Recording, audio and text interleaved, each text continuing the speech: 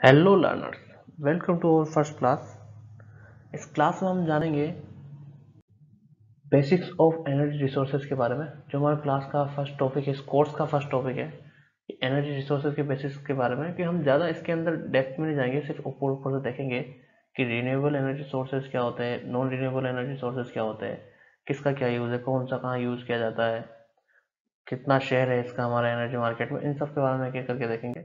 सबसे पहले energy resources जो है उसको दो टाइप में डिवाइड किया गया है। एक तो है आपका नॉन रिन्यूएबल एनर्जी रिसोर्सेज और सेकंड है रिन्यूएबल एनर्जी। नॉन रिन्यूएबल का मतलब क्या हुआ? नॉन रिन्यूएबल का मतलब हुआ कि ऐसे एनर्जी रिसोर्सेज जिनको रिन्यू नहीं किया जा सकता।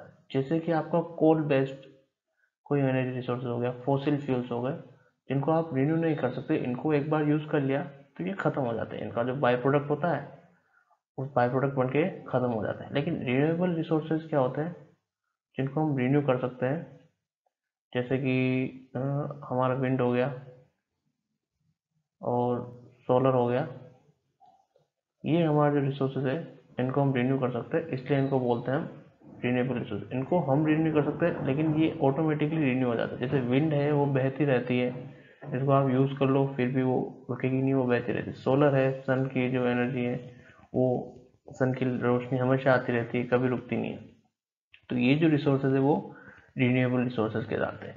अभी जो ये एनर्जी रिसोर्सेज है इनके बारे में देखते हैं कि जो नॉन रिन्यूएबल एनर्जी रिसोर्सेज है जिनको हम कन्वेंशनल रिसोर्सेज भी बोलते हैं, वो कितने कितने टाइप के होते हैं। जैसे आपने कोल के बारे में देखा होगा, जो कोल है ये आपका नॉन रिन्यूएबल रिसोर्सेज है। आपका जो थर्मल है, थर्मल पावर प्लांट जो होता है, जो फॉसिल फ्यूल बेस्ड होता है या कोल बेस्ड होता है, तो ये जो आपका है नॉन रिन्यूएबल रिसोर्सेज हो गया। फिर आपका बात करें हम गैस पावर का, जो नेचुरल गैस होती है या पेट्रोलियम गैसेज होती है, वो सब हो गया। फिर आपके हम बात करें इसका न्यूक्लियर का, तो ये सारे क्या है आपके नॉन रिन्यूएबल एनर्जी सोर्सेज है, कन्वेंशनल एनर्जी सोर्सेज। ये क्या करते हैं, इसका जो बाय प्रोडक्ट निकलता है वो पोल्यूशन करता है। जैसे कि आपका जो कोल है, कोल को आप जला के फिर उससे स्टीम को, पावर स्टीम को गर्म करके स्टीम बना के फिर आप स्टीम टरबाइन को रोटेट कराते हैं और उससे आप इलेक्ट्रिसिटी जनरेट करते हैं हम लोग। तो क्या है कि ये जो कोल का बाय प्रोडक्ट निकलता है इसके चलने के बाद, वो ग्रीन हाउस गैसेज निकलती है, जो ग्लोबल वार्मिंग और क्लाइमेट चेंज का बहुत ही बड़ा रीज़न है। एक तो ये इसका रीज़न होगा। फिर अगर हम बात करें जो हमारा फॉसिल फ्यूल बेस्ड हो गया, जैसे डीजल पावर्ड या पेट्रोल पावर्ड, तो उन सब की वजह से भी जो बाई प्रोडक्ट निकलता है उसमें भी ये हमारी ग्रीन हाउस गैसेज निकलती है और वो भी हमारे क्लाइमेट को अफेक्ट करते हैं, हमारे जो एनवायरनमेंट है उसको अफेक्ट करते हैं। फिर हम बात करें गैस पावर की, तो गैस से भी सेम थिंग है कि इसका जो बाई प्रोडक्ट निकलेगा वो ग्रीन हाउस गैसेज रहेगी, वो हमारे एनवायरनमेंट को अफेक्ट करेगी। फिर हम अगर बात करें न्यूक्लियर की, तो न्यूक्लियर से कोई गैस नहीं निकलती, लेकिन ये एक रेडियो एक्टिव मटेरियल है। तो ये, इससे जो रेडियो एक्टिव वेव निकलती है ये हमारे एनवायरनमेंट को इफेक्ट करती है। इसका जो रेडियो एक्टिव मटेरियल, जो रॉ मटेरियल लास्ट में बच जाता है, जो बाई प्रोडक्ट बच जाता है, उसको डिफ्यूज करने का, उसको डिस्पोज करना है हमारे लिए बहुत ही बड़ा प्रॉब्लम होता है। इसको जहाँ पे डिस्पोज किया जाता है वो लैंड पोल्यूट हो जाती है, और जिस वाटर में या जहाँ पे भी इसको डिस्पोज किया जाता है वो सारी चीज़ें पोल्यूट हो जाती है और कंटामिनेंट हो जाती है। इस वजह से ये न्यूक्लियर पावर प्लांट भी एक तरह से नॉन कन्वेंशनल एनर्जी रिसोर्सेज है, इसको रिन्यू नहीं किया जाता और ये हमारे एनवायरनमेंट को अफेक्ट करते हैं। फिर अगर हम बात करें रिन्यूएबल एनर्जी रिसोर्सेज के बारे में, तो रिन्यूएबल एनर्जी रिसोर्सेज में हमारा बहुत सारे रिसोर्सेज है। जैसे आपका सोलर हो गया। सोलर में क्या होता है, जो सन से प्राप्त, जो सूरज से जो ऊर्जा प्राप्त होती है उसको यूज करके हम डायरेक्ट इलेक्ट्रिसिटी कन्वर्ट करा सकते हैं फोटोवोल्टिक सेल की मदद से, या फिर हम उसको जो सन से हीट जनरेट कर सकते हैं ताकि, जैसे सोलर हीटर हो गया, तो थर्मल एनर्जी में कन्वर्ट कर सकते हैं। फिर हम बात करें विंड की, तो विंड से हम, जो हमारा टरबाइन है विंड टरबाइन, उसको रोटेट करा के हम इलेक्ट्रिसिटी जनरेट कर सकते हैं।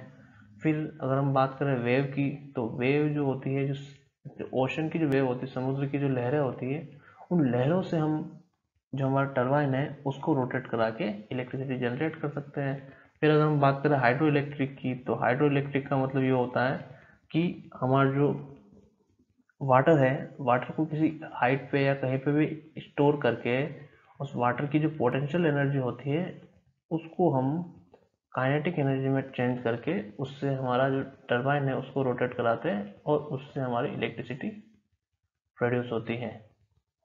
ये हम कर रहे हैं हाइड्रो इलेक्ट्रिसिटी की बात करें। फिर अगर हम बात करें बायोमास की, तो बायोमास का मतलब क्या है कि जो आपका जो ऑर्गेनिक मटेरियल्स हैं, ऑर्गेनिक जैसे कि हम गोबर गैस प्लांट आपने सुना होगा, तो ये एक तरह से बायोमास है। वो जो बायोमास है उसको आप स्टोर करके रखते हैं कुछ टाइम तक और फिर वो नेचुरली फर्मेंटेशन उसके अंदर होके बैक्टीरिया पनप के वो ऑटोमेटिकली फ्यूल के रूप में कन्वर्ट हो जाता है। उस फ्यूल को आप यूज़ करते हैं तो वो आपका कहलाता है बायोमास, और उस फ्यूल का यूज़ करते हैं हम इलेक्ट्रिसिटी जनरेट कर सकते हैं। हाइड्रो हमने पढ़ ही लिया है। फिर हम बात करें टाइडल्स की, तो जो टाइड्स आते हैं, देखिए टाइड्स कितने प्रकार के, दो तरह से होते हैं। एक होता है हाई टाइड्स, एक होता है लो टाइड्स। जब हाई टाइड्स आते हैं तब क्या होता है, तब हम क्या करेंगे, हाई टाइड्स के टाइम पे हम हाई टाइड के टाइम का जो वाटर होगा उस वाटर को हम स्टोर कर लेंगे किसी एक जगह पे, और जब लो टाइड्स आएंगे तब उस स्टोर वाटर को रिलीज करेंगे, ताकि उस वाटर की जो काइनेटिक एनर्जी होगी रिलीज करने के बाद उस काइनेटिक एनर्जी से हम हमारा जो टरबाइन है उसको रोटेट करा के हम इलेक्ट्रिसिटी जनरेट करेंगे। और फिर अगर हम बात करें जियोथर्मल की, तो जियोथर्मल का मतलब होगा जो, जैसे आपने वोल्केनो देखे होंगे, वोल्केनो मतलब कि ज्वार पाटा नहीं, वोल्केनो मतलब कि ज्वालामुखी।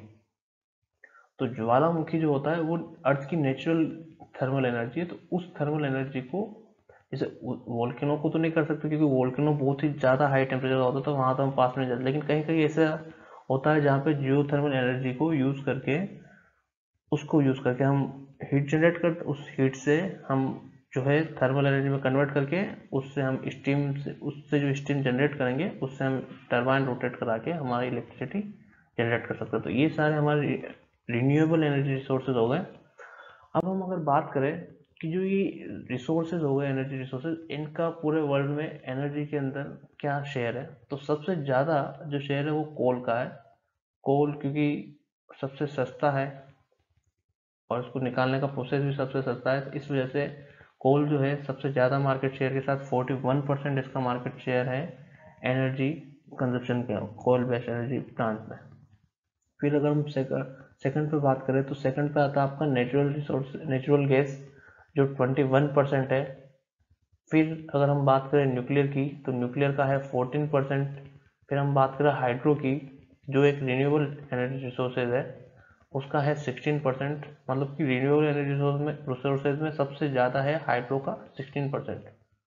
फिर अगर हम ऑयल बेस्ड की बात करें, जैसे डीजल बेस्ड या जो भी पेट्रोल बेस्ड रहेगा, उसका 5% शेयर है। और जो रिन्यूएबल सेक्टर है उसके अलावा, हाइड्रो के अलावा, उनका सिर्फ 3% ही है। तो ये हमारे पूरे वर्ल्ड में एनर्जी रिसोर्सेज का डेटा है कि किसका कितना शेयर है। फिर हम बात करें इंडिया के रेस्पेक्ट में, कि इंडिया के रेस्पेक्ट में इंडिया में किसका क्या है, ये 2020 का डेटा है, एनआरडीसी ऑर्गेनाइजेशन के द्वारा दिया गया डेटा है।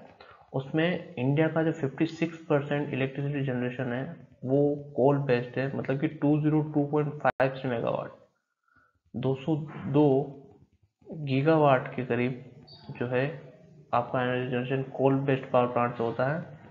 82 गीगावाट यानी कि 23% के करीब आपका रिन्यूएबल सेक्टर है।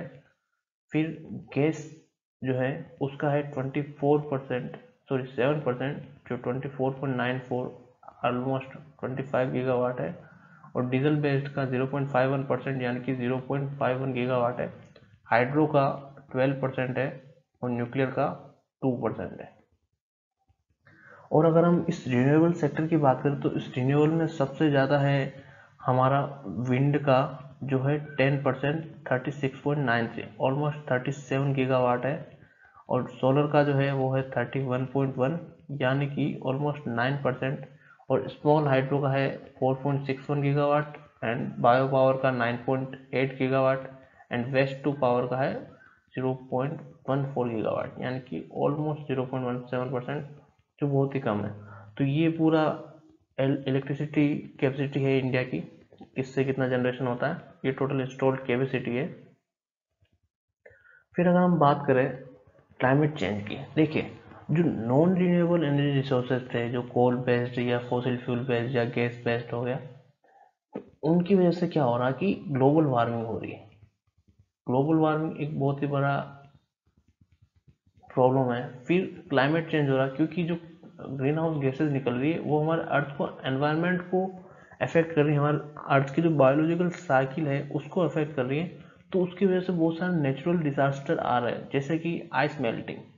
जो ग्लोबल वार्मिंग की वजह से जो अर्थ का जो टेम्परेचर है, एवरेज टेम्परेचर, वो बढ़ रहा है, उसकी वजह से आइस मेल्टिंग हो रही है। फिर फॉरेस्ट फायरिंग हो रही है ऑस्ट्रेलिया में। आपको हर साल ऑस्ट्रेलिया, यूएस या इंडिया में जहाँ पे भी आपको फॉरेस्ट फायरिंग अभी बहुत सारा कॉमन हो गया, वो हाई टेम्परेचर की वजह से, कि जितना ज़्यादा टेम्परेचर बढ़ रहा है उसकी वजह से फॉरेस्ट फायर जो है, जंगलों में आग जो लगती है, ऑटोमेटिक आग लगती है, उसकी वजह से हमारे फॉरेस्ट कम हो रहे हैं। फिर ये चक्रवाती तूफान आ रहे हैं, उसका भी एक जो कारण है वो यही है, जो हमारा ग्रीन हाउस गैसेज है उसकी वजह से जो चक्रवाती तूफान आ रहे हैं। फिर फ्लड्स आ रहे जगह जगह पे। अभी जैसे बहुत सारे देशों में फ्लड्स आए, जैसे अभी पाकिस्तान का फ्लड्स आया था, इंडिया में बिहार वाले रीजन में उस साइड फ्लड्स आता रहता है, केरला में पिछले 2 साल पहले जो फ्लड आया था। तो ये बहुत सारे नेचुरल डिजास्टर हो रहे हैं। फिर हम बात करें टेम्परेचर, जो एवरेज टेम्परेचर है वो बहुत ज़्यादा बढ़ रहा है। एवरेज टेम्परेचर अभी हमारा ऑलमोस्ट हर जगह इतनी ज़्यादा गर्मी पड़ रही है, यूरोप में और यूएस, ऑस्ट्रेलिया तक में भी इतनी ज़्यादा गर्मी पड़ रही है, तो एवरेज टेम्परेचर बहुत ज़्यादा बढ़ रहा है। फिर हम बात करें जो सूखा है, वो बहुत सारी जगह पड़ रहा है। कि एक रिसर्च ऐसा कहती है कि आने वाले टाइम में, जैसे अभी अफ्रीका में बहुत ज़्यादा सूखा पड़ गया था, आने वाले टाइम में ऑलमोस्ट अर्थ की आधी पॉपुलेशन सूखे से त्रस्त हो जाएगी। तो ये बहुत सारे क्लाइमेट चेंज के इफेक्ट पड़ रहे हैं। तो इन सब से फाइट करने के लिए, इन सब को देखते हुए, जो 2015 के अंदर यूएन के द्वारा एक पेरिस एग्रीमेंट हुआ था। क्योंकि ये जिस तरह से हम पृथ्वी के अंदर जो ग्रीन हाउस गैस का इफेक्ट की वजह से, और जिस तरह से हम पृथ्वी में इन्वायरमेंट को अफेक्ट कर रहे हैं, तो उसकी वजह से जो प्रॉब्लम्स आ रही है, जो क्लाइमेट चेंज हो रहा है, तो उससे 2000 आने वाले कुछ सालों में, आने वाले कुछ 100-200 सालों में हमारी पृथ्वी खुद ही नष्ट कर रहे हैं हम लोग। तो इसको देखते हुए यूएन ने एक कॉन्फ्रेंस किया था, एक मीटिंग किया था, जिसमें अराउंड 195 कंट्रीज ने हिस्सा लिया था, और उसमें पेरिस एग्रीमेंट बना था। उसमें क्या था कि उसका जो मेन पॉइंट ये था कि हमारा जो अर्थ का टेम्परेचर है वो हर सेंचुरी में, मतलब हर 100 साल में, पहले पहले तो बहुत कम बढ़ता था, लेकिन पिछले साल, पिछली जो 21वीं शताब्दी जो गई, 21st सेंचुरी, सॉरी जो 20th सेंचुरी जो गई, उसके अंदर 2 डिग्री चेंज हुआ था। लेकिन जिस तरह से हम चल रहे हैं उसके हिसाब से ऐसा लग रहा था कि हमारा जो एवरेज टेम्परेचर है वो 4 डिग्री सेल्सियस या उससे भी ज़्यादा बढ़ेगा। तो इसको कंट्रोल करने के लिए यूएन ने एग्रीमेंट किया कि हमारा जो अर्थ का टेम्परेचर है, एवरेज टेम्परेचर, वो 1.5 डिग्री सेल्सियस से ऊपर नहीं जाना चाहिए। सेकंड चीज़ ये है कि इसके बारे में हर 5 साल में रिव्यू करेंगे जो डेवलप्ड कंट्रीज है, कि उसके लिए हम क्या क्या कदम उठा रहे हैं।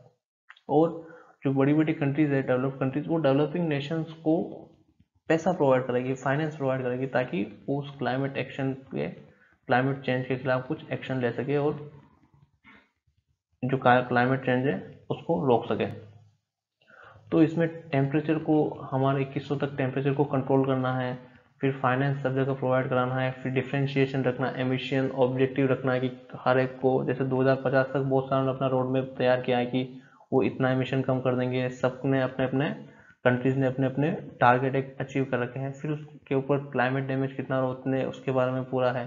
फिर बर्डन शेयरिंग कौन कितना करेगा, मतलब कि जो छोटे छोटे देश है, जो पुअर कंट्रीज है, डेवलपिंग नेशन है, वो इतना बर्डन शेयर नहीं कर सकते, क्योंकि उनके पास इतना पैसा नहीं है कि वो क्लाइमेट एक्शन के ऊपर इतना पैसा इन्वेस्ट करे। तो उनका जो बर्डन शेयरिंग है वो डेवलप्ड नेशंस करे, जैसे यूएस, यूके, फ्रांस वगैरह।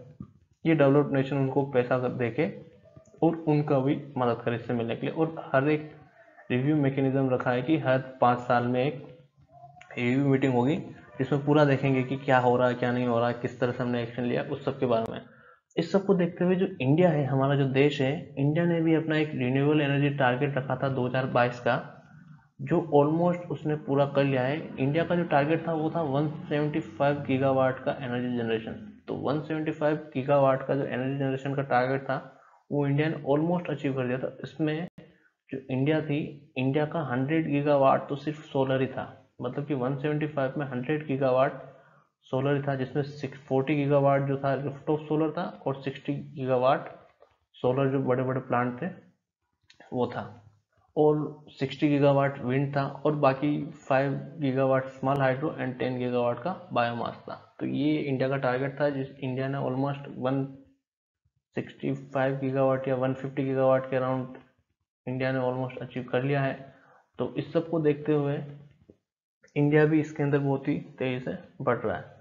अब हम बात करें जो इंडिया का जो टारगेट इसने अचीव किया, जब 2015 की बात अगर हम करें तो 2015 में सिर्फ इंडिया का जो रिन्यूएबल एनर्जी जनरेशन था वो 39 गीगावाट का कैपेसिटी था, लेकिन वहाँ से 2019 तक जो ग्रोथ हुआ वो 22% ग्रोथ हुआ, और उसके बाद 2019 से 2022 में जो ग्रोथ हुआ वो 27% के ग्रोथ के साथ 2022 में 175 गीगावाट का टारगेट अचीव किया, और अभी 2030 तक 450 गीगावाट करने का टारगेट है इंडिया का, और उसका जो ग्रोथ दिखा रहा है ईयर ऑन ईयर ग्रोथ 13% के अराउंड रहेगा।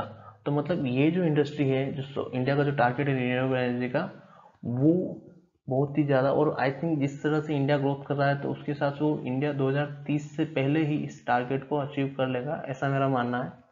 और बहुत सारे जो रिसर्च इंस्टीट्यूट और ऑर्गेनाइजेशन भी क्लेम करते हैं कि इंडिया उससे पहले कर लेगा। तो इन सब को देखते हुए तो आपके मन में पूरा क्लियर हो ही गया होगा कि रिन्यूएबल एनर्जी के ऊपर बहुत सारी, ऑलमोस्ट पूरा वर्ल्ड उसके ऊपर इन्वेस्ट कर रहा है, और बहुत आने वाले टाइम में ये बहुत ही बड़ी इंडस्ट्री होने वाली है, बहुत ही बड़ी जॉब क्रिएटिंग इंडस्ट्री बनने वाली है, क्योंकि सबको क्लाइमेट एक्शन करना है, सबको क्लाइमेट चेंज के खिलाफ लड़ना है, सबको ग्लोबल वार्मिंग के खिलाफ लड़ना है, सबको नेट जीरो जाना है। नेट जीरो का मतलब कि कोई भी पोल्यूशन ना हो या ऑलमोस्ट बहुत ही कम पोल्यूशन हो, तो सबको इस टारगेट को अचीव करना है, तो उसमें सबका अलग अलग रोल रहेगा। ये हमारे इंडिया का जो मैप है कि 2015 से 2050 तक किसका एनर्जी मार्केट कितना रहेगा, जिसमें कोल का ये रहेगा, सोलर का ये वाला रहेगा, मतलब सोलर का ऑलमोस्ट जो टोटल है उसका 30 to 40% ऑलमोस्ट रहेगा। ये टेंटेटिव है, ये आई थिंक चेंज भी हो सकता है, लेकिन सोलर का सबसे ज़्यादा रहेगा, जिसमें आप देख रहे हो सोलर और कोल, ये दो ही है। कोल में इसलिए क्योंकि इंडिया सबसे बड़ा कोल प्रोड्यूसिंग कंट्री है, तो उसमें कोल का इंडिया के अंदर रिसोर्सेज रहेगा, क्योंकि कोल इंडिया को बहुत ही सस्ता पड़ता है, बहुत ही चीप प्राइस में मिल जाता है। ये इंडिया का पूरा एक ग्राफ है कि 2015 में सिर्फ इंडिया का जो जनरेशन कैपेसिटी था वो अराउंड 300 गीगावाट था, जो 2020 में बढ़ के 400 हो गया, और 2025 तक वो 550 600 के अराउंड हो गया। और आने वाले टाइम में जो है इलेक्ट्रिसिटी कंजप्शन जो है और इलेक्ट्रिसिटी जनरेशन है वो बढ़ता रहेगा, क्योंकि आने वाले टाइम में आप देख रहे हो कि इलेक्ट्रिक ईवी का मार्केट आने वाला है। ईवी का मार्केट मतलब कि सब कुछ इलेक्ट्रिक से चलेगा, तो क्योंकि सबसे ज़्यादा जो फ्यूल यूज़ होता है, इंडिया सबसे बड़ा इम्पोर्टर है, मतलब थर्ड लार्जेस्ट इम्पोर्टर है पेट्रोल का और इनका।